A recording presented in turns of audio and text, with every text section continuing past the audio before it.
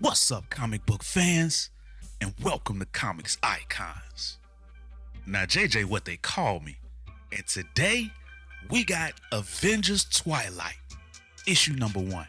Now, this is the first issue in a new 6-part series by Chip Zdarsky. And it takes place in a future where Steve Rogers is now old and no longer Captain America. And most of the Avengers, as we know them, are now, in fact, long dead or old. Now, the Avengers exist, but it's a totally new team and they have a totally different role in society now. And this new world is now completely unrecognizable. So if you want to find out how Steve Rogers fits into this new world and reassembles his Avengers in a world that no longer wants them, let's get it. So when this story picks up, we see an old Steve Rogers that seems to be struggling with the day-to-day life. He's now taking pain pills, and he even says that some days he doesn't even want to open his eyes. But he has a wife now named Rosa, and it's the sound of her voice that gets him out of bed. And we see her bring him some coffee in bed, but he knows that something's up. That she's being extra nice today because she wants him to forget what today is. And then we see, as he gets out of bed, that today is August 13th. Now, although we as the readers don't yet know the significance of that day, he says that he doesn't get to forget, that the world won't let him forget. Then we also notice all of the old school memorabilia around his home, which is why Rosa mentions that it's like living in a museum. And then we see him go out into the world, and this new world looks completely different than we're used to. There's holograms and advertisements all over the place. And when I first saw this, it kind of made me think about the Miles Morales Spider-Verse movies with all the glitching.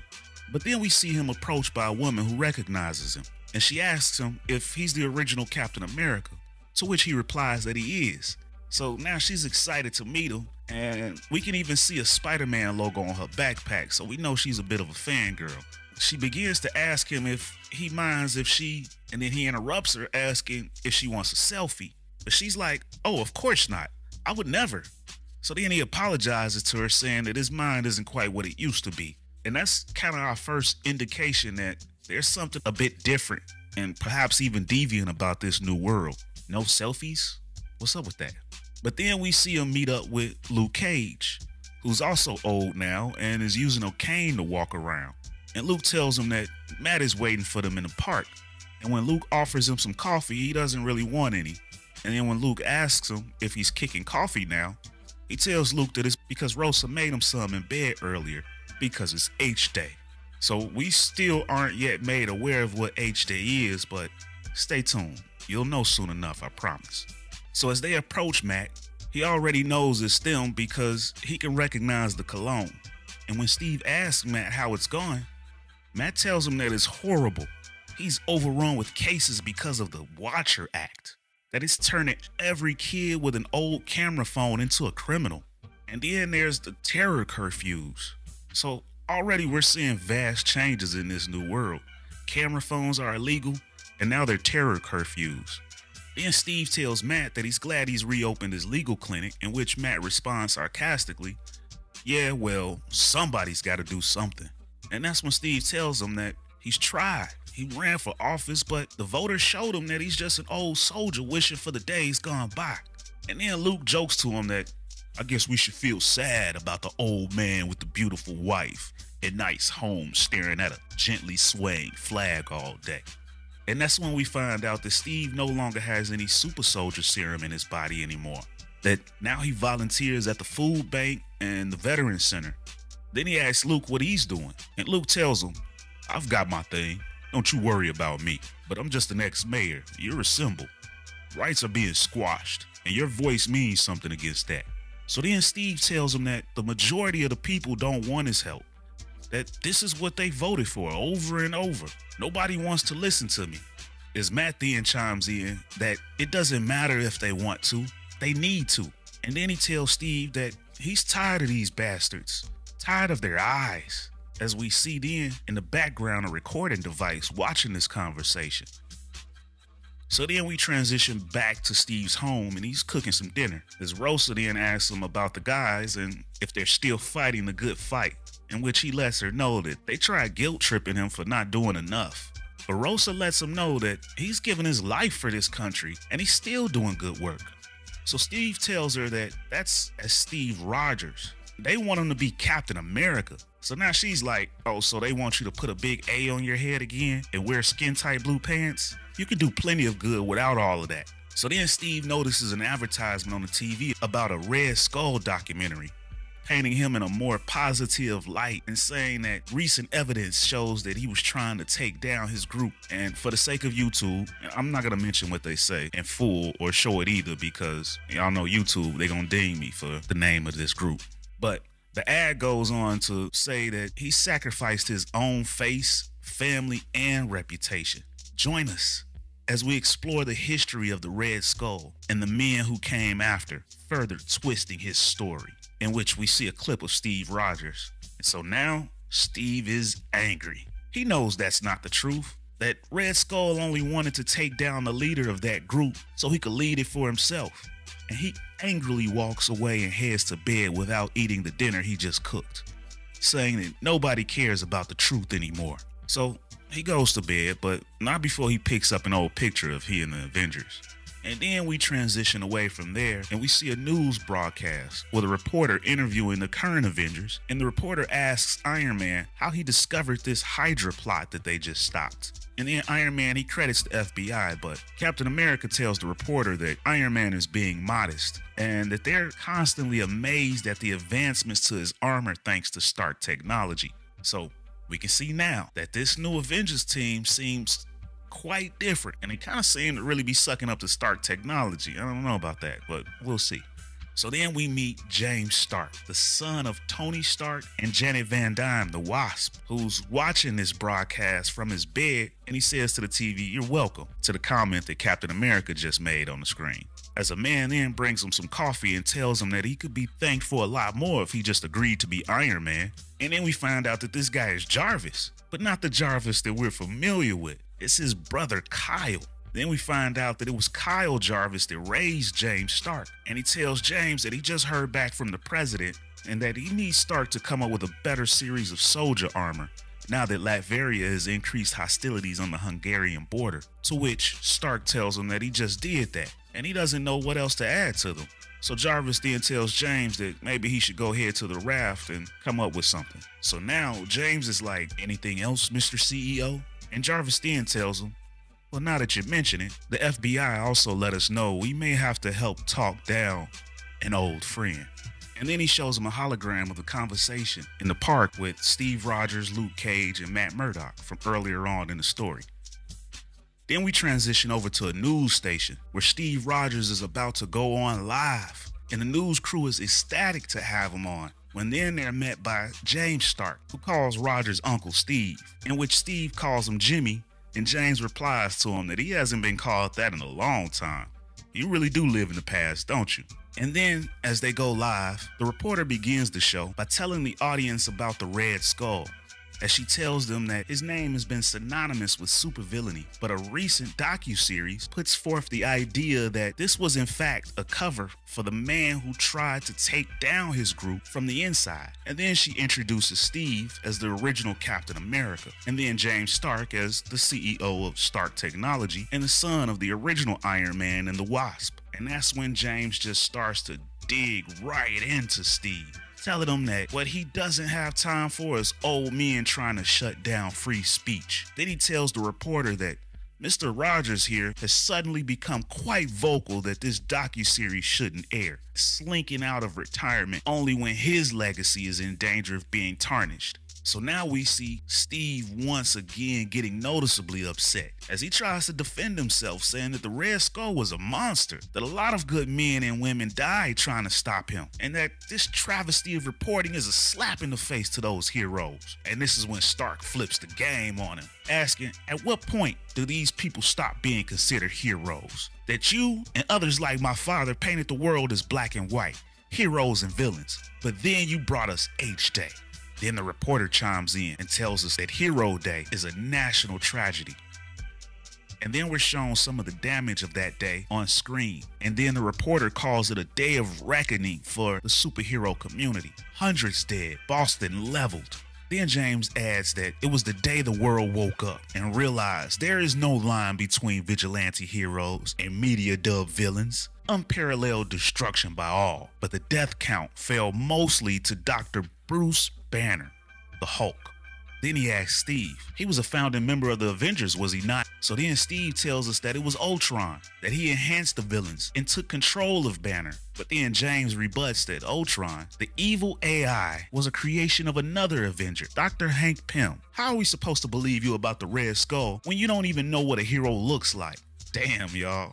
Young Stark is out here sunning Steve Rogers. So now an obviously pissed off Steve is like, damn it, Jimmy, I know what a hero looks like. They look like your mom and dad. Are you trying to tarnish their legacy so you don't look as hollow by comparison? And then Rogers storms off the set. And then we see Steve start to have flashbacks of that day while holding his heart since, you know, he's old and probably can't take much of being riled up like that. But he recaps flying in on the Quinjet with Black Widow and She-Hulk, followed by Tony Stark flying in his Iron Man suit alongside of him, saying that all of the secret identities have been blown wide open and everyone is being lured to their loved ones and ambushed. Groups of supervillains, all enhanced. Then Cap sees Spider-Man, who's laying in a pile of rubble with a spike going through his chest, dying, as he tries to ask Cap to keep his Aunt May safe. But he can't even finish his sentence as he breathes his last breath. So then we go back to current day as Steve's freaking out from this flashback and he's approached by some guards wearing some Iron Man style suits with helmets that look like Batman from the Batman v Superman movie, and they got SHIELD logos on them. And they tell Steve that it's almost curfew and he needs to get indoors before he's put into a jail cell. Now Steve's worried because subways aren't even running now. He's not even sure how he's gonna get home in time. And then he sees a group of kids skateboarding while one of them has a camcorder recording the rest of them. Then those kids are approached by the guards who tell them that they're illegally recording and out past curfew. And then they spike his camera to the ground. But the kid tells the guards that curfew isn't for another 10 minutes. But the guard then tells him not according to his watch. And as Steve is watching all this go down, he's telling himself to mind his business, think of his heart, and think of Rosa. But when Steve sees those officers attempting to arrest those kids, he can't help himself. And he tells the officers that the kids have learned their lesson. And when the officers tell Steve to move along, that's when Steve can't take anymore and he begins to fight back. But he's older and slower now. And even though he's able to get the upper hand initially, as he tells the kids to run, he's clubbed in the back of the head by the officers, who then proceed to open up a can on old Steve. And they beat him down pretty bad as they ask each other if they should take him in or just deal with him there. But then in that moment, somebody comes in and saves Steve. A few someones, in fact, but they're masked and cloaked. But they beat down these guys and then they place a bag over Steve's head and take him away. Then we transition back to James Stark as he's making an impromptu visit to the Raft, which we know is basically a supermax prison for supervillains, at least as we know it in the current Marvel universe.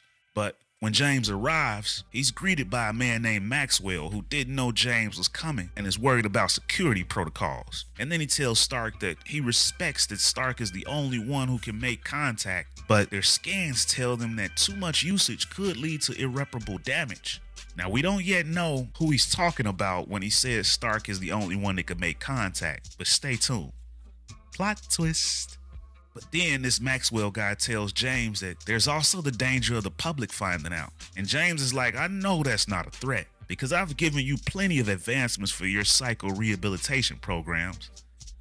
So then he heads into this private room and he makes Maxwell stay behind and then tells him, this isn't for you. This is family business. And when he gets in the room, we see the floating head of one Tony Stark. As James then puts on this Iron Man type helmet that allows him to communicate with Tony, he says to him, hey dad, told y'all. Bet y'all didn't see that coming.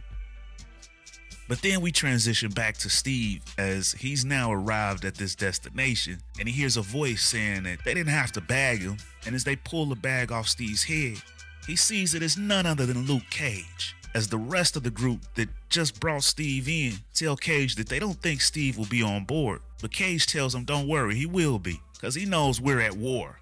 Ain't that right, Cap? And you were made for war. So now Steve is like, what the hell is going on here, Luke? What the hell is all this? And that's when Luke lets him know that Matt Murdock is dead. Then he tells Steve that I know on the surface it looks fine, but there's a rock. We're not getting any of the picture anymore. It's a jigsaw with just the edges. The government and S.H.I.E.L.D. are squashing political dissent. The new Avengers are laying waste to countries overseas. But Steve doesn't believe him, and he's like, no, that's not it. I would know.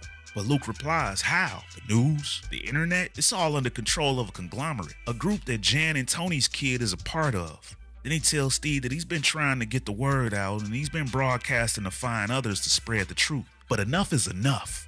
We need someone for the people to rally around.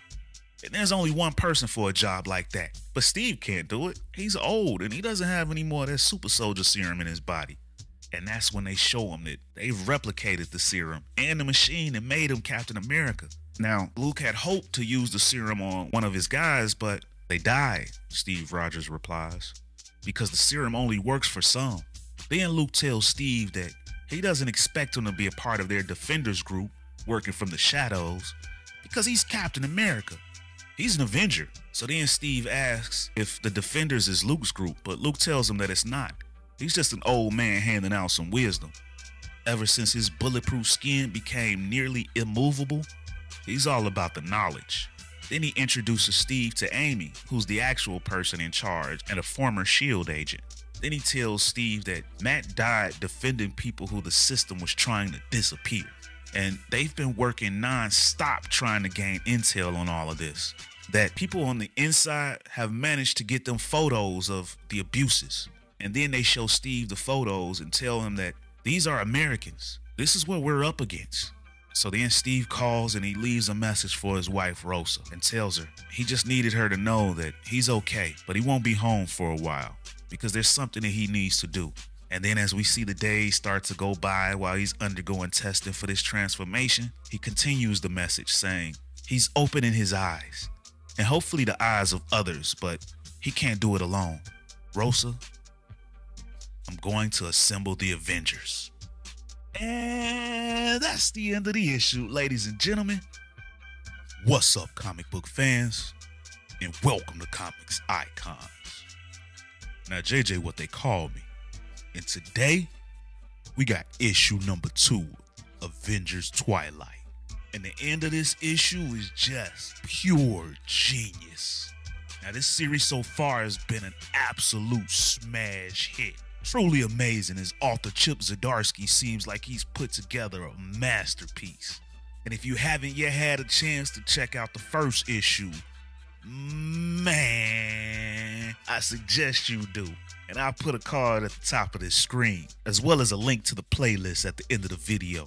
But as a quick little refresher, we saw old man Cap, who's long since been out of the game and now a married man, and had no more super soldier serum left in his body. And he starts to find out that this current world is not what he thought it to be. And ever since Hero Day, when hundreds of people and heroes were killed in action as Ultron enhanced the villains and took control of the Hulk, the world has completely changed. Now there's a new group of Avengers. And then after finding out from Luke Cage that Matt Murdock is now dead, and those Avengers are committing war crimes, and Tony Stark and Janet Van Dyne's kid James is a part of it all, man, Steve has finally had enough, and he then takes a new dose of super soldier serum created by Luke Cage's team of defenders. So if you guys are ready to see how Cap fights back in this new world that no longer wants his brand of Avengers justice, let's get it. So this issue begins with a couple of S.H.I.E.L.D. soldiers who are stalking and harassing a homeless guy who has 2 priors for public urination and aggressive panhandling. Now this guy's doing nothing but trying to get him some sleep, but they tell him that nobody wants him there. So maybe they'll put him somewhere nobody will see him. Then right before they can scoop him up, they're attacked. Now this homeless guy is absolutely petrified, and he asks his savior not to hurt him, but then he's reassured that everything is gonna be okay. And we see that the guy that saved him is none other than Steve Rogers, back in his old Captain America suit. And he tries to help this guy up. Then we transition over to a diner, and the current Avengers are on the news rescuing people trapped in a fire, which more than likely they caused. But a waitress named Rhonda looks on while talking to a customer who looks like a regular, and she's telling this guy that ain't Cap. And now this guy's like, oh, here we go again. Then he tells her that the original Cap retired, so just let it go. But she's been hearing rumblings that the old Cap's back, and he stopped some cops from jumping on old Brian, the homeless guy that we saw back at the beginning of this issue. As we then see Luke Cage, who's there to pick up some grub, but he listens in on the conversation before grabbing his food and walking out. Then we see Rogers, who's back at the underground base and talking with this new Defenders team as they're planning to hijack the news on New Year's Eve in Times Square. These guys want to show the world how the government and corporations have been feeding people lies. They want to show the world how people are being displaced and arrested for minor infractions, because the news only shows what they want people to see, and nobody is allowed to record anything or step out of line. Now, these guys have been running pirate radio shows, but not enough people even know about them to listen. As Luke Cage walks in, and he lets Cap know that there's an illusion of freedom and we need to shatter it. Then one of the Defenders named Lewis walks in and tells Cap that they've brought her in and she's in room C. So as Luke walks with Rogers, we see how the base is now starting to fill up. And Luke tells Steve about the lack of space and that it's supposed to be a secret base. But Cap, he can't help himself, and he can't just lead him out there to be hunted down by the cops. But he does understand. He knows that the focus should be bigger than that, and he assures Luke that he only needs to go topside one more time to do some recruiting, to which Luke wishes him luck. Then Steve walks into that room C, and we see that it's his wife that was brought in. And y'all, she is pissed.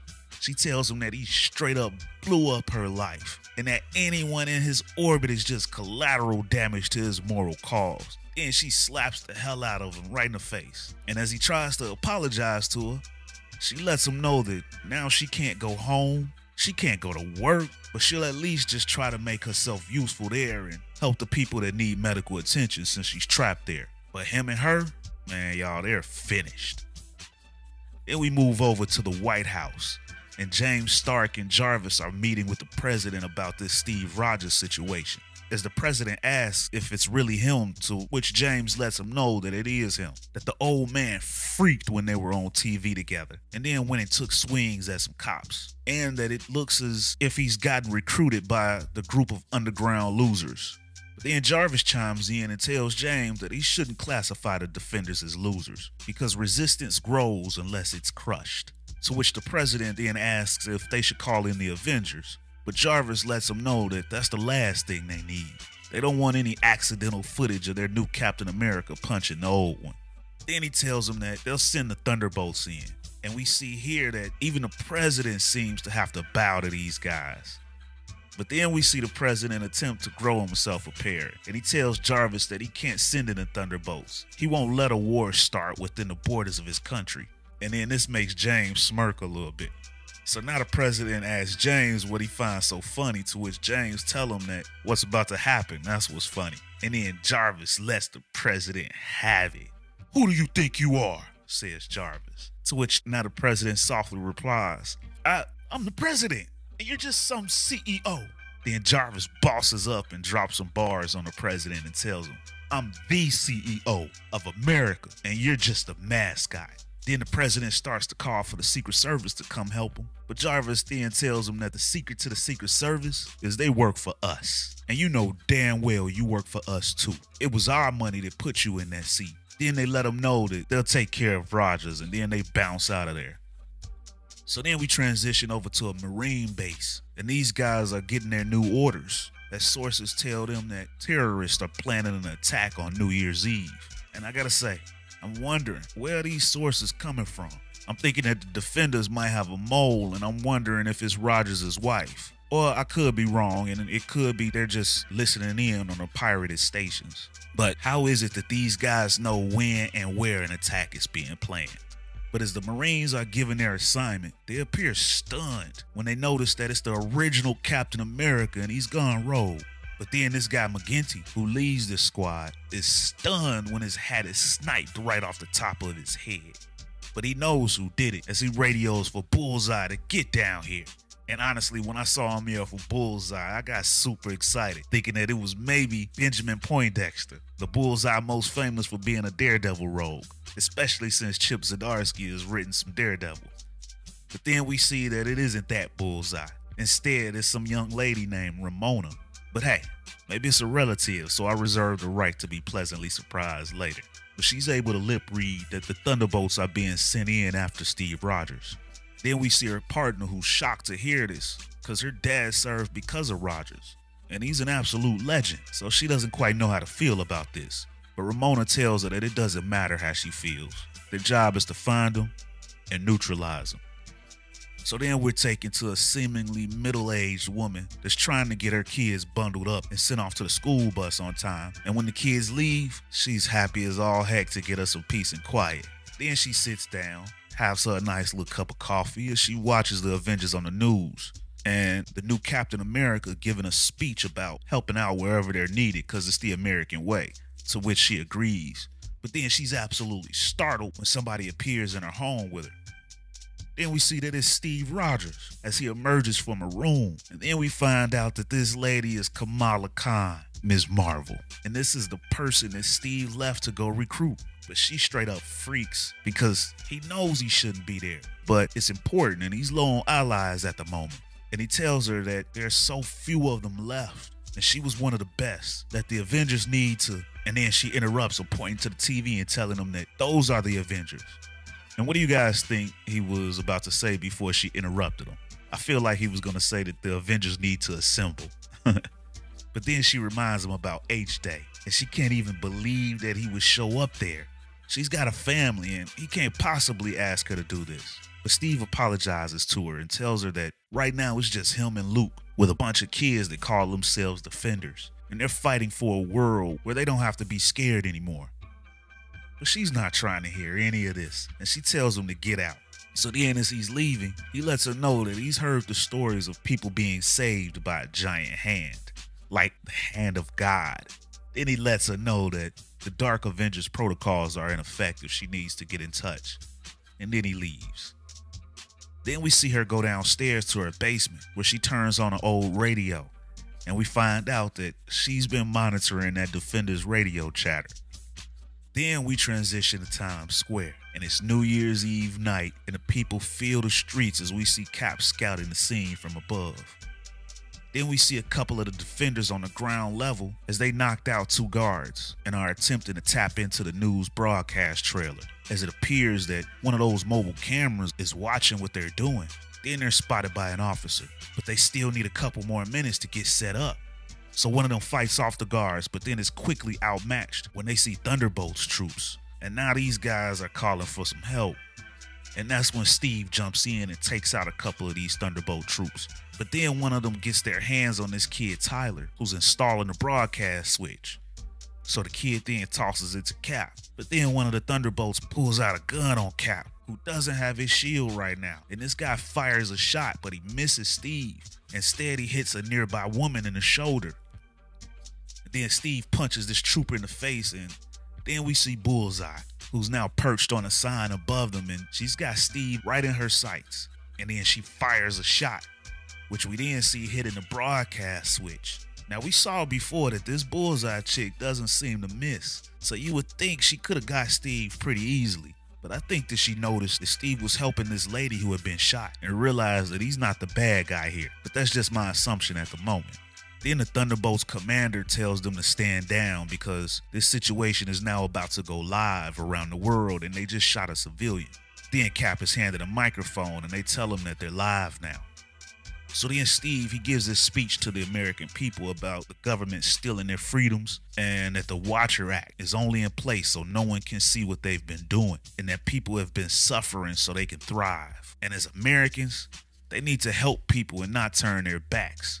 Meanwhile, we see the Thunderbolts commander asking for permission to take Rogers out, but he's told that that won't be necessary as we see Jarvis is the one giving orders, and he tells him that Steve seems to be doing it on his own. But then once he tells the commander that they've managed to root out the hacker's code, the commander can now send his troops back in. So now Cap and the Defenders are back on the run, and they go into an abandoned department store, and as the Thunderbolts chase after them, Cap and the Defenders then emerge on motorcycles and hightail it out of there.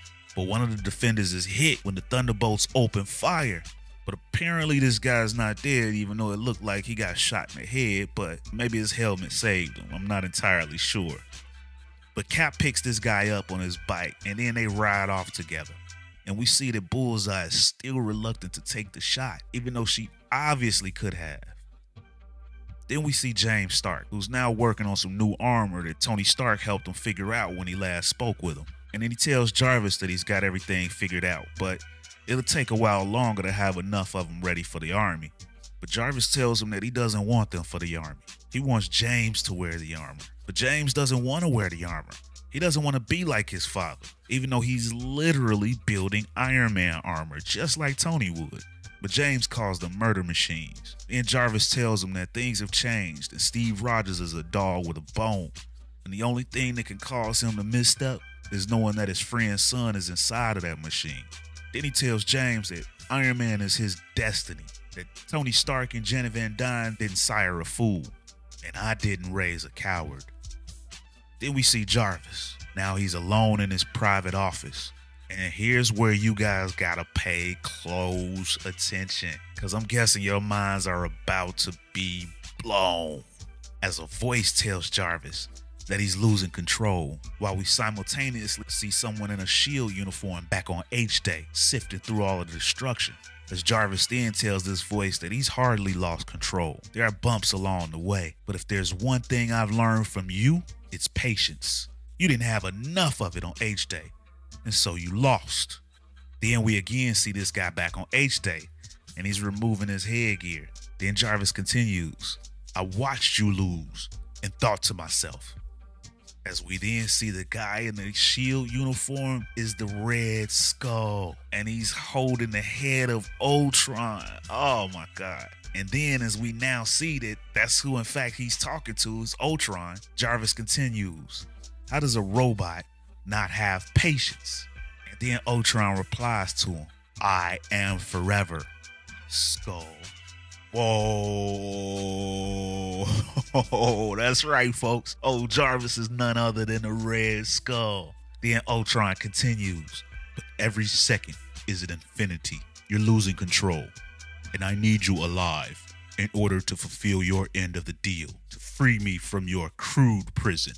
Then Skull Jarvis tells him, having your head on ice has been a greater boon than even Stark's. And a deal's a deal, robot. Once I've set this world into shape and I'm ready to depart it, let the robots have their way with it for a millennia. Let Ultron bring Earth into its next era of greatness. Yo. Zdarsky snapped with this one. But then we transition back to the Defenders' underground base. And Luke is asking Tyler if he's getting any good news on the whole Cap broadcast. And Tyler tells him that it doesn't seem like anybody was swayed by Cap's speech, and he's been monitoring some chatter, and other Defenders are bringing back stories, but if anything, people are more against Cap and them than ever. Then he tells Luke that Cap's not taking his reaction very well, so Luke goes to check in on him, and Cap is just sitting there now, sick to his stomach that the people didn't care about what he had to say. Then Luke straight up smacks him in the back of the head. Steve's gotten smacked around quite a bit in this issue, but Luke then basically tells him to man up. We don't do this to be liked. We do it because it's right. Bad people are doing bad things, so we stop them. We do it on our own if we have to, like always. And then he's interrupted when one of the Defenders comes running in telling them that maybe they don't have to do it on their own. That it took their guys months, but they finally got the inside scoop on the government's secret weapon. If we need help, she says to them, then let's get it. From the world's smartest man, Tony Stark. And that's the end of the issue, guys. My God, this is such a dope story so far. What's up, comic book fans? and welcome to Comics Icons. Now, JJ, what they call me, and today we got more from one of the best stories Marvel has going right now in Chip Zdarsky's Avengers Twilight, with issue number 3 of this 6-part miniseries. And if you remember in the last issue, it ended with one of the biggest reveals we've seen in quite some time. And if you need to get caught up on it, I'll leave a card right up top as well as a link at the end of this video to the playlist. But this series has been so dope so far. And after Cap got word that Tony Stark is being held at the raft, you already know what his next mission is. So if you guys are ready to see how this Stark rescue mission fares for Cap, then you guys know what time it is. Let's get it. So when this issue picks up, we see that Thunderbolts team from the last issue, and their sergeant is just tearing into these guys. And I say sergeant, but I'm not really sure of what his rank is, but for the sake of this video, I'm gonna call him the sergeant. But he's ripping these guys a new one for not being able to stop old Steve Rogers. Then he zeroes in on Bullseye and gives her an even harder time because she had the shot and didn't take it. But she tells him that it was because he was unarmed. But the sergeant, he ain't trying to hear that, and he reminds her that Steve Rogers is a weapon. In fact, the most dangerous military asset ever created. He's dangerous. Then we transition to Steve, and he can't sleep right now, thinking about his old team and more specifically, Tony Stark. He doesn't like that Stark is imprisoned while the country still uses his genius. So Rogers makes up his mind to go and free his friend. But he doesn't want to include the other defenders in this fight because they're mostly children, and Steve doesn't want to see any of them lose their lives. But as he tries sneaking out, Tyler is still awake as well, so Cap pays him a visit to see if he's been able to complete the transmitter that Steve had requested. And Tyler lets him know that he was actually able to make one, and is currently sending out the signal that Steve wanted.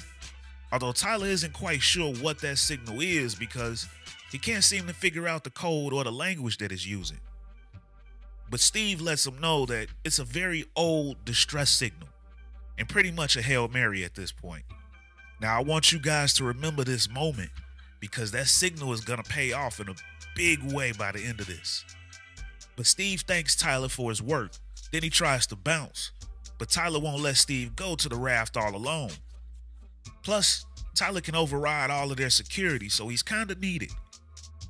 Then we transition to Steve and Tyler heading towards the raft in an old Quinjet that had been stashed away in one of Tony's old properties. See, the government had confiscated everything from Avengers Mansion after H-Day, but Tony still has some good old stash spots. Meanwhile, Tyler is quite impressed with how sophisticated the tech is in this Quinjet, even though it's old at this point. But that's because Tony Stark was always a futurist, and he stayed ahead of his time. So when they arrive at the raft, once Tyler helps Steve get inside the security door, Steve then makes Tyler remain with the Quinjet because he knows it's about to get real dangerous beyond this point. But once Cap is inside, he dodges a few security cameras, and then he ends up stealing a jacket and a badge from one of the scientists he finds roaming the halls. But he's got to move quickly because he's sure they'll be on to him soon. And he uses this guy's card to access the room that Tony is being kept in. Then when Steve walks in, he's shocked to see Tony as a floating head, but he vows to get him out. If he could just figure out how all of this works. He now realizes that he could have used Tyler's help on this. But then he realizes that he's not alone, as someone speaks to him, noticing that he was having a hard time. Then we see that it's Bullseye, and she has her scope trained directly on Cap. But Cap recognizes her as the soldier who didn't shoot him last time, and he asks her for her name, which she tells him. Then she lets him know that she figured he'd make a play for his old buddy, and because he's a terrorist, she's gonna have to put him down. But Cap explains to her that that's not the case, and she's been fed some BS, but he understands that she's just a soldier following orders. But while Cap is talking with her, they're joined by James Stark, who had come to visit Tony and is surprised to see Steve there. So Steve lets him know that he's here to take Tony away because it isn't right that he's kept here like this. But James replies to Steve that what isn't right is Steve taking his geriatric steroids and beating up cops, all because the world isn't what he remembers it to be. Then Steve goes into how wrong the government is for throwing people in prison just for questioning them. But James begins to rant that the country is fed, entertained, and happy. But to the ones that want to screw that up for everyone, to hell with them and throw them in the pit for all he cares. But meanwhile, Bullseye's still there hiding in the ceiling, and she's hearing everything. And when James threatens to call the Avengers for Steve, she shoots him in the shoulder with an arrow. Then she hops down and helps Cap unlock Tony so they can make a break for it. But now Cap is confused and wonders why Bullseye decided to help him. But he doesn't get an answer. And there's really no time for explanations anyway, as Cap pulls Tony out of there and lets Bullseye know about his aircraft he has waiting outside. But now they're in big trouble as James manages to get his Iron Man helmet on and signal for a security breach right before he's shot again in the other shoulder with an arrow by Bullseye. And now all the alarms are going off. So this stealth mission just became a loud one. But Bullseye knows the layout of this place. So when Cap tells her where his ship is, she leads the way. But she needs to make a detour first. And she tells Cap that she figures this escape would go a lot smoother if he were a bit more whole. And she leads him to where his shield is being held. And now it's on. Steve Rogers is now complete, and it immediately pays off as he's able to deflect some shots coming their way. Then he flings the shield at these guards, knocking them out. Then Steve radios ahead to Tyler to let him know that they're coming in hot. But just then, they're intercepted by James, who's now donned an Iron Man suit of his own. And James sends a blast Cap's way. But thankfully they stop for that shield because it's been super useful already. But then James is blasted in the back. And when he turns, we see that it's Tyler in the Quinjet. But he's immediately shot down by James. And now Tyler is falling fast. But Cap runs down the falling Quinjet and leaps onto the windshield and breaks the glass with his shield and rescues Tyler from up out of there. He's determined not to let anybody die on this mission. And his skills even leave James a little bit impressed. But as James seems to fly off, Bullseye thinks he's hightailing it out of there. But Cap realizes that is not what he's doing. And he yells for everybody to run because James flies straight up in the air and then straight down on the walkway like a rocket, completely crushing the ground beneath everybody and even sending his own RAV guards flying through the air and into the river. Then James walks down Steve, accusing him of being the past and fighting the future. But Steve corrects him because he's fighting for the future. And now the brawl is on, as Stark is just unloading haymakers at Cap. He realizes that he should have made himself an armor suit a long time ago because he's loving this newfound feeling of power. He finds being Iron Man an incredible high, and he manages to get the head of his father away from Steve, who now pleads to James that people are dying. But James could care less, because dying is just what people do. Well, most of them anyway, as he looks at Tony's head in the jar. Then he tells Steve that all of the rules that Steve hates are geared towards saving people, and all it takes is a few hard measures, a few examples made, a few dreamers to put to sleep. Then Steve hits him with the, what gives you the right to make those decisions? Your money? Your father's brilliant mind? You're lost, son. Then James straight up tosses his dad's head into the river, saying that he doesn't need him anymore. He doesn't need anyone. Then his Cap rises back up and continues to fight. Bullseye and the rest of the guards, while still fighting to get out of the river, start to notice a huge rumble. Then we see a fully embiggened Miss Marvel, who manages to scoop everyone out of the river, including Tony's head. It takes them to a nearby boat that more of the defenders seem to show up in.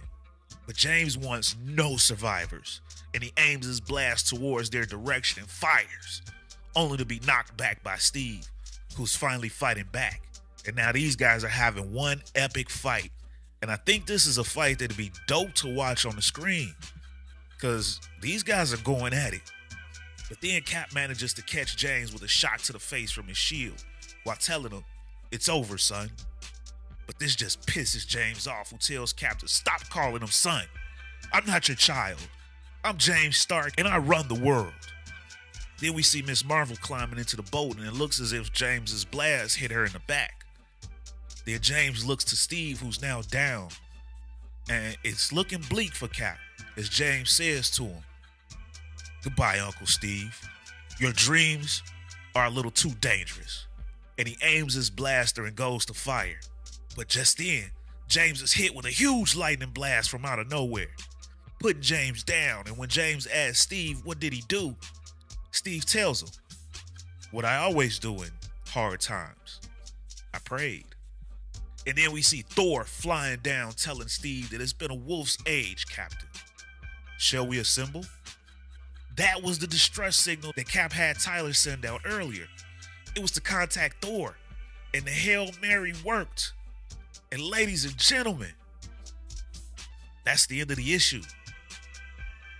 What's up, comic book fans, and welcome to Comics Icons. Now, JJ, what they call me. And today, we got the fourth issue of what's probably been Marvel's most consistently compelling storyline right now, with Avengers Twilight. And this issue in particular does not disappoint. This story has been hitting on all cylinders ever since it debuted, and Chip Zdarsky's got another smash hit on his hands. And if you're behind and you need to see for yourself, then I place a card at the top of the screen and a link at the end of the video to the whole Avengers Twilight playlist. But my goodness, y'all, this issue is super dope once again. But when we last left off, Steve Rogers was in a huge battle between he and James Stark, the son of Tony Stark and Janet Van Dyne. But as Rogers started to get overwhelmed in that fight, he's helped out by none other than the God of Thunder, the one and only Thor. So if you guys are ready to see how Thor turns the tide in this epic story, then you know what time it is. Let's get it. So when we pick this issue up, Steve Rogers and James Stark are still in the middle of their epic brawl. But now the tide has turned, and with Thor and Miss Marvel by his side, Steve feels unstoppable. And now he's beating the brakes off of James now. Then he has Thor help to clear the raft with all his destruction around him. But then Tyler notices on the radar that the military is now targeting the raft, and they begin to fire on it. But then one of the planes is hit with a bolt of lightning, and as the other two guys try to figure out where it came from, the God of Thunder lands on one of the planes, asking the pilots to exit the vehicle, which they quickly oblige to. And now, after seeing that he's fighting a losing battle, James Stark makes a business decision and flies up out of there. And then Thor is willing to give him chase, but Steve tells him to leave him be. People are dying here, and this is where they need Thor's help. Then we transition to the Defenders base, and now it's being overrun with people in need of help. And we see Steve trying to speak with Rosa, but she ain't trying to hear anything he's got to say at this point, because she's still pretty pissed. But once again, he apologizes for putting her in this situation. But it's also his oath to help these people, just the same as it is hers. But he's hopeful that they can talk it out once this is all over. Then he reminds her that he still loves her, and although she's mad, you can kind of tell that one melted her heart a little bit. Meanwhile, we get the heroes having a round table discussion. Or maybe I should say a pool table discussion. And Thor is explaining why it's been so long since he's been to Earth. But for him, this is the hard part of immortality. To see his friends lose their lives or grow old while all he can do is watch them suffer. So he just decided to stay away. But Cap offers him some reprieve since he just came for them when they needed him. But while this is going on, Tyler is having a hard time getting Tony Stark conscious again, since they don't really have enough power in their base with all the medical equipment using up the generator. So Thor does what Thor does, and he zaps the contraption with Tony's head, using a jolt of lightning, and it immediately wakes Tony up. Then he begins to tell the team of everything that he's seen. And you can't really help but feel sorry for Tony, being nothing more than a floating head while watching his son be negatively influenced. Yikes. to see his son spiral in front of his eyes with there being nothing that Tony could do about it for decades. But as Steve tries to console Tony, since this wasn't his fault, Tony drops the bomb on Steve that it's worse than they thought, that it's the Red Skull. He's been pretending to be the brother of Jarvis. He's the CEO of Tony's company and has control of his son James. Damn. And he plans to seize the military and then reveal himself and rule the world as the Red Skull. So now Kamala, she's confused as to why. Why come out as the Red Skull? He's already won. If he's been behind everything, running Stark's company, the Avengers, then America is already his. And while she does pose a pretty good point, Bullseye fills her in on something, because she's been on a lot of missions all around the world, fighting in countries ruled by dictators. And they all had the same thing in common. They wanted you to know that they did this. They were all men with irrational egos that needed history books to underline their name in red. And like always, Thor provides some comic relief. Ha! Is this our new Hawkeye? To which she's like, I am not. Meanwhile, Luke Cage paints the picture of their reality now. That the Red Skull is running the country, has access to his full military force and Tony's technology, and the public is probably gonna be fine with all of it and attack us for fighting back. Yikes. Then we transition to Stark Tower, and James Stark is there working out his frustrations from taking that L to Steve Rogers by fixing up his suit. And frustrated is probably an understatement to how he's feeling right now. And to make matters worse, all of his tools were on the raft and now at the bottom of the East River. But then Red Skull Jarvis comes in and he trolls James about how he was made to look a fool, even though James really doesn't want to hear it. But here we get to really see the influence that Jarvis Red Skull has on James. And also that he knows that since Rogers now has Tony, then he's gonna learn the truth. But he tells James that Rogers and crew are gonna try to take the country away from us. Your father and his friends, who always kept America in a perpetual state of chaos. All I ever wanted was prosperity and peace for all. And I've been vilified for it, chased through the decades, hiding in the shadows, making things better. All while he's rubbing red blood or paint or something on his face. And now James is starting to get a little bit nervous. Like, what are you talking about? And that's when Jarvis comes clean to James. And he tells him that he's been living a lie. And his real name is Johann Schmidt. And he was once known as the Red Skull. And he will be once again. Then he reminds James that they've both done this together. They were the ones that saved this country. And he needed James to know the truth before they come for us, he says. Before they try to twist your mind against me. Tony Stark isn't your father. I am. And we're in this together, son. I told y'all, man, this story is sick. But then we transition to Steve Rogers training with the shield that he's finally got back after I don't know how many years. But then Tony walks in revealing his new body that Tyler helped him with. And although Tony's not okay with his current state and their situation, he's continuing to move forward. But his mind still feels fuzzy and he can't quite remember much. And the one thing that's really been on his mind is whether or not Jan survived. But when he asks Steve about it, Steve reveals that they assumed that she died with Tony and the rest. Then Tony recaps the last time that he remembers seeing Janet. It was back on H-Day. And he remembers that they had stopped the Hulk and stopped Ultron despite losing so much. And there were still Ultron-enhanced villains on the rampage with heroes falling. He then goes on to say, I knew what was coming next. Only a fool couldn't have read the build-up over the years. America had had enough. I watched as they sent everything at what remained of Boston. Not just at the villains, but at us. The people were taking back their lives, their security, and mistook the firefighters for the fire. Then he continues, Jan and I managed to escape Boston, but we couldn't leave without James. I remember I had a plan, and then I just had pain. I don't know how they saw me coming, but they did. But I don't remember what happened to Jan. Maybe she's also a frozen head somewhere, staring at her son as he careens towards fascism. So Cap lets him know that if she is alive, then they're gonna find her. And Tony replies that if she's dead, then damn it, we're gonna avenge her.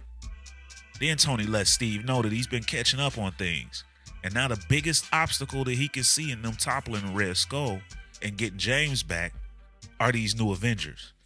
As he then shows Cap a newscast of the Avengers talking about the destruction of the raft and telling the reporters that the people who lay waste to it are their top priority, and the Avengers will bring them to justice.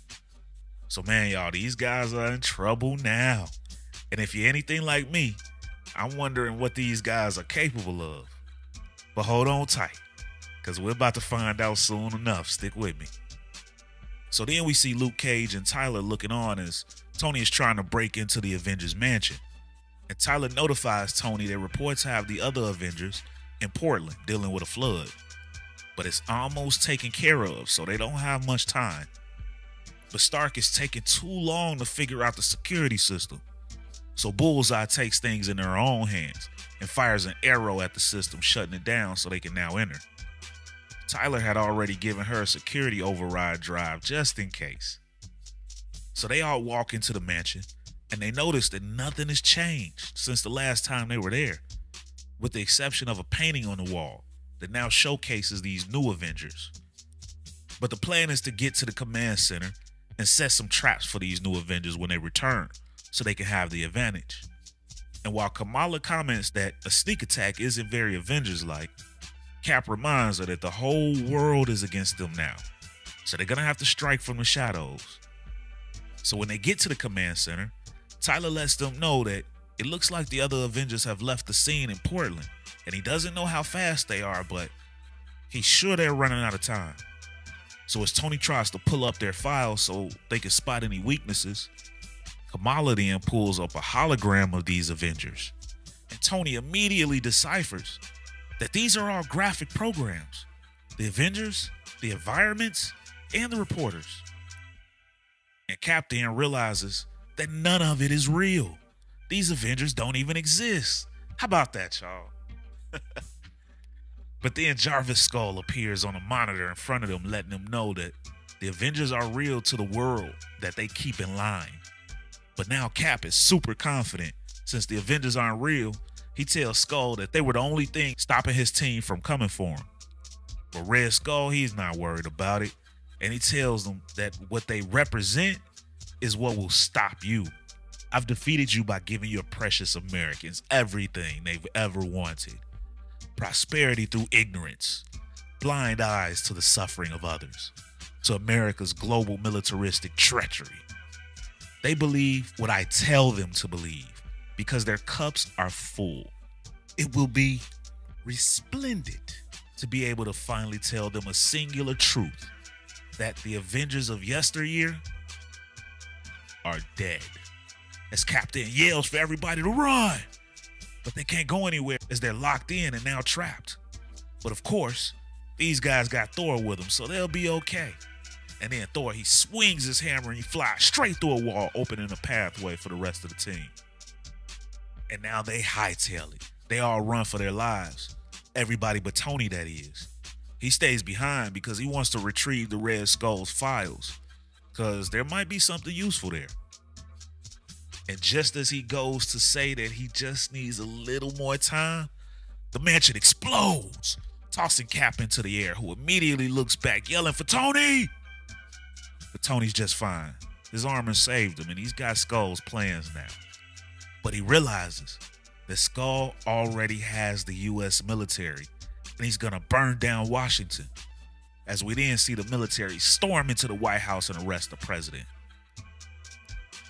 Then we transition back over to Jarvis and James as Jarvis looks in on the presidential arrest, then tells the soldiers that he sent out the locations for all the Defender safe houses, and those traitors are their next targets. Meanwhile, James is trying to figure out how the hell does Jarvis know where all the Defender safe houses are. But Jarvis lets him know that people are sheep, James. And while he begins to suit up, he continues. Others use that as a negative metaphor. But sheep are precious and beautiful, useful but in need of guidance, so they may live free away from the wolves. I control the news. But more than that, I control the news individual people see. Comforting news fills American households. But for those with a badge, with sanctioned guns, and military might, they see an America where their president is a traitor, where government is an anti-democratic nightmare. You and I have been running America unofficially for almost a decade now, son. We fed the sheep so well. Their happy sheep lives are because of us. So now, let's make it official. Let us take America. As we can now see Jarvis has donned a new Red Skull Iron Man style suit of armor, and with Ultron's face showing on the monitor behind him. Ladies and gentlemen, that is the end of the issue. What's up, comic book fans? And welcome to Comics Icons. Now, JJ, what they call me. And today, we got more Avengers Twilight with issue number 5 out of this 6-issue series. And this series so far has probably been one of Marvel's best and most consistently jaw-dropping. From the return of old teammates to the reveal of new twists with each issue has had me, and I'm sure some of you, at the edge of my seat with every page. And this issue continues to do the same, with a super dope surprise at the end. Man, y'all, Chip Zdarsky has been in his bag. And if you need to get caught up on this series, because you definitely don't want to miss a thing, then I go ahead and put a card at the top of your screen right now. And a link at the end of this video as well to the playlist. But out of the bombs that dropped in the last issue, we found out that the new modern Avengers were nothing more than holographic projections from the Red Skull. Then we found out what happened to Tony on H-Day. And last but not least, not only did the Red Skull have the President of the United States arrested, but he also revealed that he knew the locations of all the Defenders' hideouts. And then he donned a new Red Skull Iron Man style suit by the end. So if you guys are ready to find out how Cap and his team of old Avengers can even the playing field in a world run by the Red Skull, then you guys know what time it is. Let's get it. So this issue picks up right after the last one, and Red Skull is now suited up in his new Iron Man armor. But James is still trying to wrap his head around everything that's going on now, and that Jarvis isn't really named Jarvis, but instead Johann Schmidt, aka Red Skull. But Skull doesn't have time for this right now, and he has James scan his armor for any malware or AI programs. But this armor is amazing, and there are no issues, James tells him. But Skull had to be sure this was a gift from Ultron, who isn't above putting Trojan horses in his gifts. Then James tries to tell Skull that he appears to be leaking or bleeding from his suit or something. But Skull doesn't seem to care, and he sends James to go ahead and suit up. According to him, today's the day they save America. But then we see Ultron on the monitor, who realizes that Skull never planned to honor their deal. Which Red Skull does admit to. He definitely did not. Machines serve man, he tells Ultron. I will not allow you to reign when I die. People see me as a monster, but all I want is a better world. But Ultron calls him a human ego on a scale that defies measurement, and tells him that all he really wants is power, for humans to bend the knee, to recognize you. You will never be satisfied. Your sad human life will forever be in pursuit of things denied you from birth, from your flawed mother. The Skull is to hear no more of this, and he fires a repulsor shot at the monitor, destroying the last remaining remnants of Ultron. At least that we know of. And then Skull repeats to the dead computer that machine serves man, and the men serve the Red Skull. Then we pick up with the real Avengers, and what they know for sure right now is that the Red Skull is taking control of the military and law enforcement by targeting specific members and feeding them lies and propaganda, and with fake reporters and fake Avengers. And they're making the people believe that they're saving the country from a rogue president, when in actuality they're securing it for the Red Skull. And in the files that Iron Man has saw back at the mansion, they showed that members of the military are turning against the White House and the Capitol. enacting a coup in the Pentagon. And it's funny because in the last issue, Thor had joked about Bullseye being their new Hawkeye. And Bullseye was like, no. And now she's in full Hawkeye gear here. But Bullseye, being a former military member, knows that this is from years of brainwashing. And now these men and women are sure of their convictions. Her buddies in the Marines were all headed down that path, telling her about conspiracies that she knew weren't real. But they believe it. And when someone believes, it's like trying to erode a mountain and the truth is rain. As we then see the White House as it's being taken over, and now law enforcement has the president under arrest. But the president believes that the Avengers will stop them. But in walks the big bad Red Skull, the final boss. Shout out to The Rock. But the officers don't recognize Skull in his armor and makes the mistake of trying to stop him, but Skull doesn't have time to convince foot soldiers of his standing there, so he quickly ends the life of these guys. But the president doesn't know yet either who he is. Then Skull shows the president a hologram of the Avengers, and then he informs him that they're not real. He created them. Fantasies to keep the people feeling safe at night. After all, isn't that what anyone truly wants? Safety? Then Skull starts to remove his faceplate, revealing his identity. And after seeing him, the president is stunned, as we can now see that the Red Skull's suit literally runs through his body, eyes and all, which explains why James saw him leaking earlier. And he tells the president that although he may no longer need his diminishing body, he is still a man who refuses to let weak institutions reward weakness, to coddle a nation. But the president still believes that the Avengers will come to save him. But this time it actually looks as if he's correct, as Red Skull notices that the real Avengers are en route. As we see those Avengers, and according to Ms. Marvel, chatters are starting to come in about the White House being taken. So Cap tells Tony to save the president while they secure the Capitol before the army gets in. But back with the Red Skull, he figured since the Avengers are on the way, then unfortunately for the president, his time ends now, as Skull straight up annihilates the president just before Iron Man flies in through the window. And now it's up and it's stuck with Iron Man and Red Skull as they take this fight to the air and crash into another building. And as these two Iron Warriors battle it out, Skull calls on Tony Stark's son, James, and tells him that it's time. And now James Stark in full Iron Man armor, along with his army of Iron Men, have entered this fight. And he tells Skull to let his pops know that he should have stayed in that tank. Then we pick up at the Capitol, and the rest of the Avengers have arrived, including Thor. And they all come in and fight off the law enforcement who are attacking. But Cap makes sure that there are no casualties here. These soldiers are fighting to save their country. Their minds have been warped across decades by Skull. But we then go back to Skull and Tony, and they're still having this knockdown, drag-out battle. And Skull is now taunting Tony about losing his wife, his country, and his son. But these two are really pretty evenly matched right now. But then Skull tells Tony all his friends are about to die. Then he calls his general and has them to begin the raid on all the Defenders' safe houses. And it's a full kill order on whoever they find. He even tells them to go ahead and fire the missiles, so the city can be raised and then regrown under a new democracy. Then Skull tells Tony that if he leaves and goes after the missiles now, he just might be able to stop a few of them.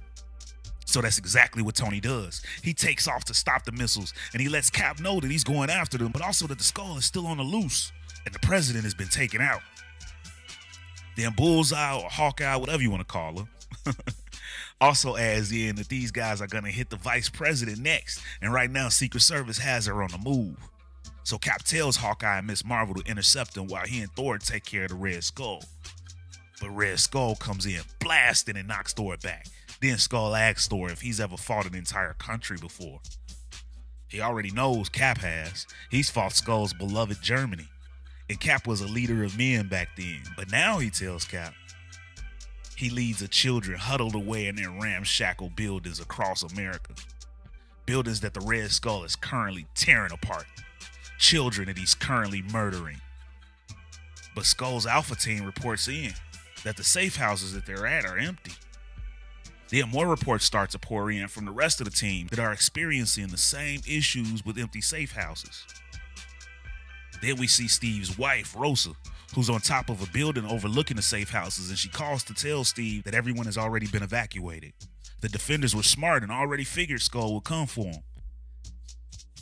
Then we switch back to Tony as he's chasing after the missiles, and he tries calling in Cap and Thor because there are way too many for him. But they can't hear him as James flies in, telling Tony that he's jamming Tony's signal. It's over with for them, he tells his pops.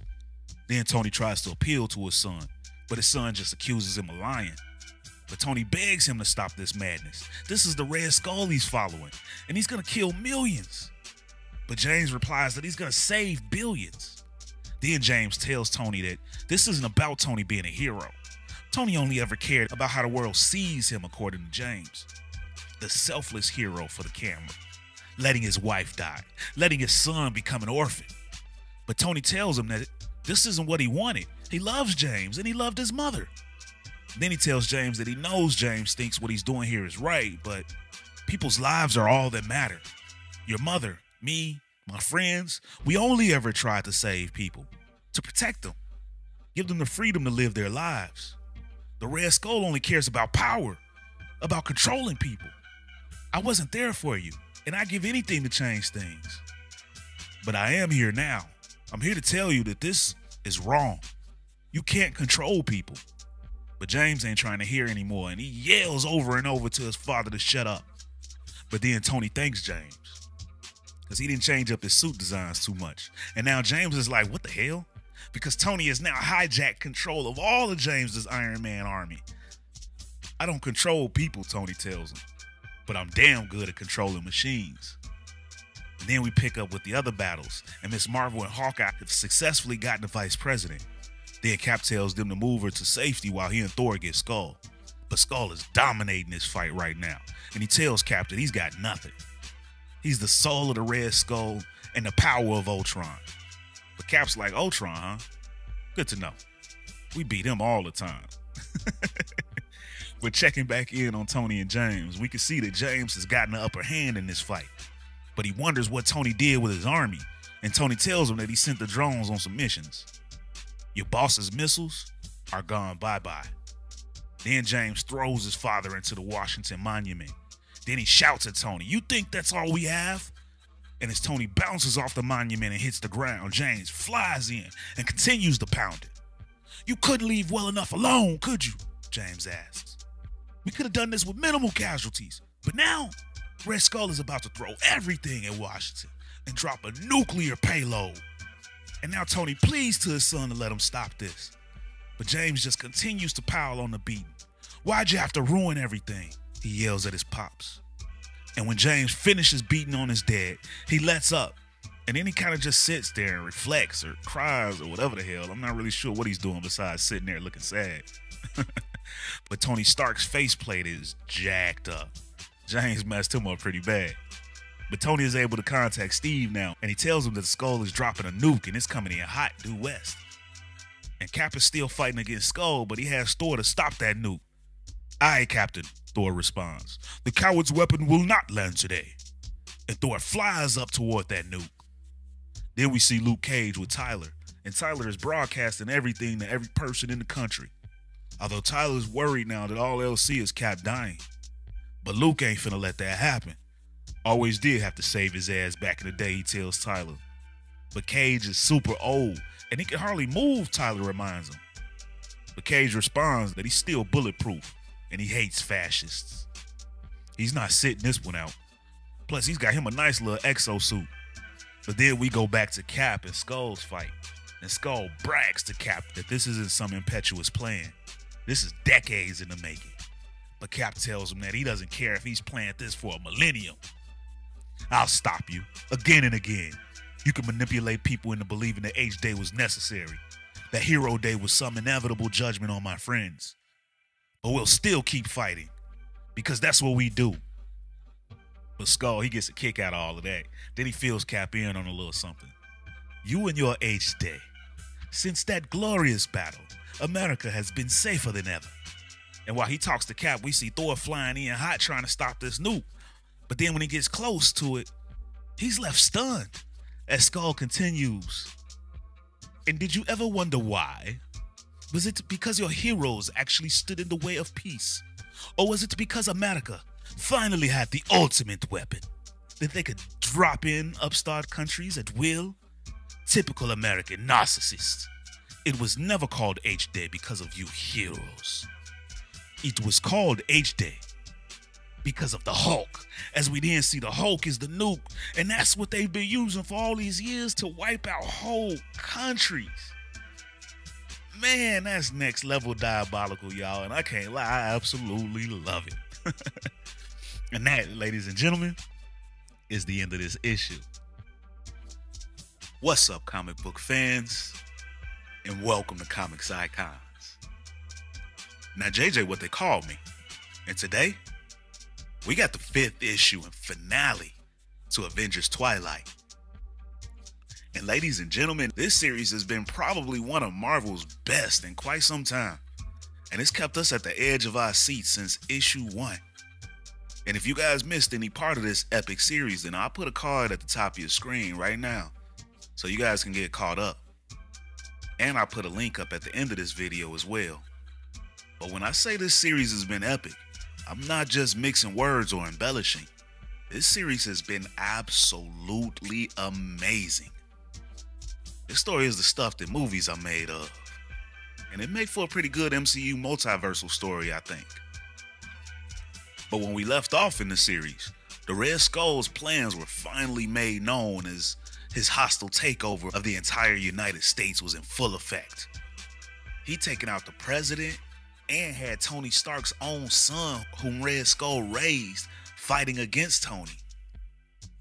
But worst of all, we found out that H-Day was really about the Hulk, who's been used as a nuclear weapon by the Red Skull all this time, and now he's been launched on Washington, D.C. So if you guys are ready for the epic conclusion to this even more epic story, and you guys already know what time it is, let's get it. So this issue kicks off back in the past after the events of H-Day. And James Stark is a kid that had just lost his parents, and right now he's being told of all his assets that'll be going into a trust for him. But there were some items recovered from the motel that Tony and Jan had been using that belong to James now. And one of those items is a ring. This is also when he's told that he'll be staying with a family friend, Kyle Jarvis. But then we pick up with now and the current events as the Hulk has been launched onto Washington. And the sight of a former teammate being used as a weapon like this for all these years just really hits different for Steve Rogers. The most destructive being in all of human history. Now the Red Skull's weapon. It's insane. And as Cap fights against the Red Skull, Skull taunts him that the military did not hesitate for 1 second when he presented them with a Hulk that they could control. And Steve just wonders, is Bruce still in there, trapped, screaming? But that's when Thor interferes and engages with the Hulk. And then he tries to take this fight away from all the civilians. But unfortunately for those civilians, the Red Skull has also called in a real bomb and has it dropped on him that will surely finish the job that the Hulk doesn't. Then we pick up with the Tony and James fight after Tony had gotten his face pounded into the dirt by James. And Tony continues trying to tug on the heart of his son. He and James's mother never meant to leave him. They love James. And now they have a second chance, but it'll mean nothing if they let Red Skull nuke everything and everyone.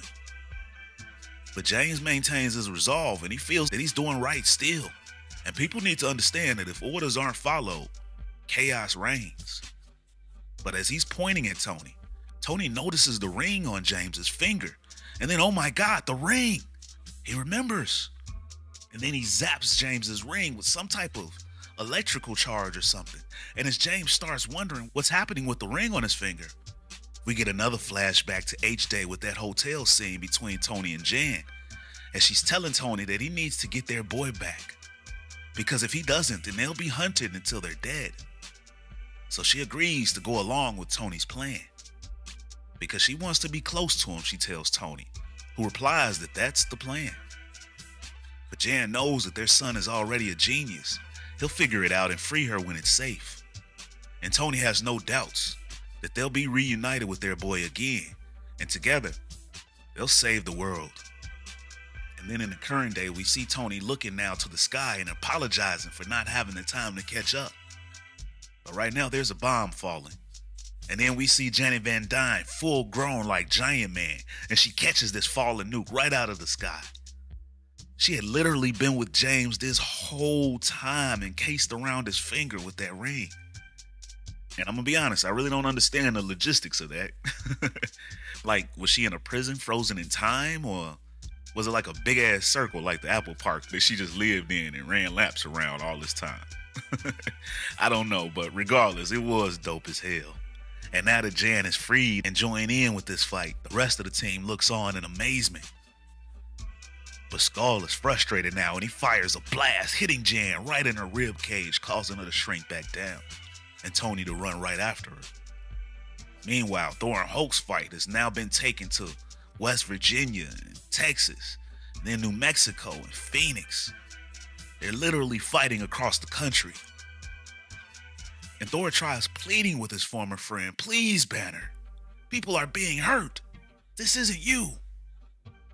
But then Banner manages to speak up, and after so much destruction and lives ended, all he can do is beg for Thor to just kill him, please. And Thor tries to talk him down from that decision. But the Hulk just takes back over and continues to destroy. Back in DC though, James is now flabbergasted at the sight of his mom. And he can't believe that it's really her, and seeing her is everything that he needed to turn against the Red Skull. The power of a mom's love is a hell of a motivator. But now, Tony states it's time to stop the Red Skull and his coup. They've got to push back his army away from the civilians. So the heroes and the defenders do just that, and they fight back the military. And when one of the defenders gets angry at seeing Miss Marvel get shot at by one of the soldiers, he tries to take out this guard, but he's stopped by Luke Cage. Because the world is watching now, as it's revealed that one of the defenders is hijacking the government cameras and are now broadcasting this entire event to the country. Then we pick back up with Rogers fighting against the Red Skull, and Skull taunts Rogers that he can track the Hulk, and he's leaving destruction all across the country at incredible speeds. Thor is no match for an unleashed Hulk, he tells Cap. And you will never be a match for me. But Rogers tells Skull that he doesn't have to be a match. His downfall will come from the people that he's tricked into giving up their freedom.